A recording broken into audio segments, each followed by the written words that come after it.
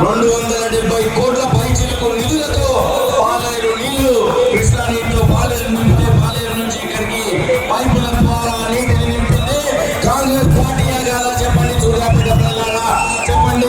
ఇక్కడి నియోజకవర్గ టీఆర్ఎస్ నాయకులు గారా జగదీశ్వర్ రెడ్డి గారు. అంతేకాదు ఎస్ఎల్బిసి వరద కాలువ ద్వారా కాలువ పూర్తి చేయించింది దామోదర్ రెడ్డి గారు టీఆర్ఎస్ నాయకులు అని చెప్పండి. సూర్యాపేట ప్రజలారా అంతేనా కదా? కాబట్టి అట్లా ఏ సంక్షేమాన్ని తీసుకున్నా ఆరోగ్యశ్రీని తీసుకొచ్చినవారు, ఫ్రీ కరెంటును తీసుకొచ్చినవారు, ఫీజు రీఎంబర్స్మెంట్ తీసుకొచ్చినవారు, సంక్షేమంలో ఆయన కాంగ్రెస్ పార్టీ నెంబర్ 1, అభివృద్ధిలో ఆయన కాంగ్రెస్ పార్టీ నెంబర్ 1 గా చేసిందని ఈ సందర్భంగా